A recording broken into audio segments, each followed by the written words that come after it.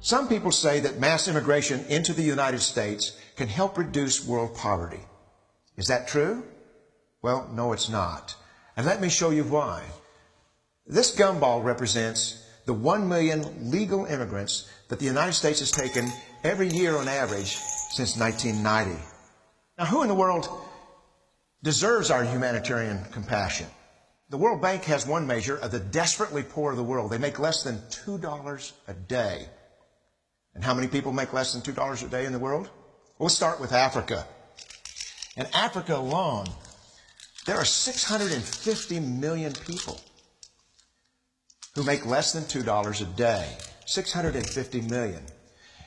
And in India, another 890 million people, desperately poor. China adds another 480 million people, making less than $2 a day. And unfortunately, the rest of Asia has a heartbreaking 810 million people who the World Bank says make less than $2 a day.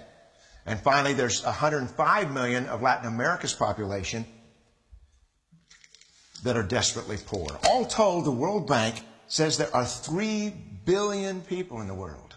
3 billion people who are desperately poor, making less than $2 a day. That's 3,000 gumballs. And every year, we take 1 million and suggest that we've somehow made a humanitarian difference. Of course, we don't pull our immigrants from these desperately poor populations, do we? These people are too poor, too sick, too disconnected to make it here as immigrants.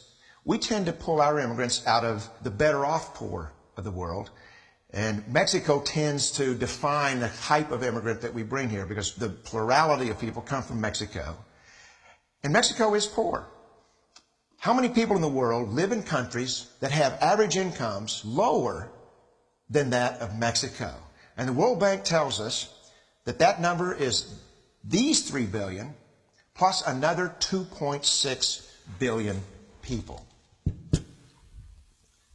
5.6 billion people in the world who live in countries with average incomes below that of Mexico. That's 5,600 gumballs. And so what is it that the elites are telling us? They're telling us that when we take this 1 million immigrants,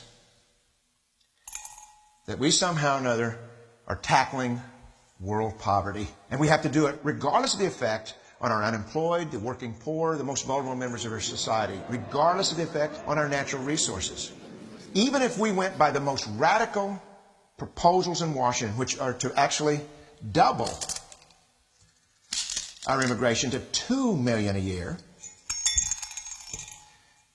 which would totally overwhelm our physical, natural, and social infrastructures, we couldn't make a noticeable difference. And we may be really hurting the impoverished people of the world because the million that we do take are among the most energetic, often the better educated, certainly the most dissatisfied people that if they did not immigrate would be the agents for change to improve the lot of all the people in these countries.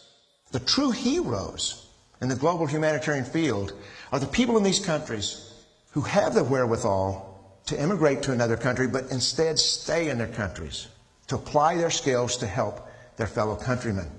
Unfortunately, our immigration system tends to entice these very type of people to abandon their countrymen.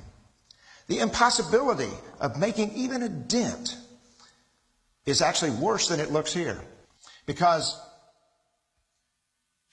last year, when we took 1 million immigrants, these countries added, births over deaths, 80 million more people into the impoverished population. And this year, Congress is bringing in 1 million legal immigrants. And this year, according to the United Nations, these countries are expected to add another 80 million people. And next year, you can be quite sure that Congress, unless stopped by the American voters, will bring in another 1 million immigrants. And these countries, unfortunately, will be adding another 80 million people. into these impoverished nations. We could take 5 million a year, but we'd never get ahead of what's happening in these countries. Not in this century. Don't you see? Immigration can never be an effective or significant way to deal with the suffering people of the world. They have to be helped where they live. 99.9% of them will never be able to immigrate to a rich country. There's no hope for that. They have to bloom where they're planted. The only place that 99.9% of these people can be helped is where they live. Let's help them there.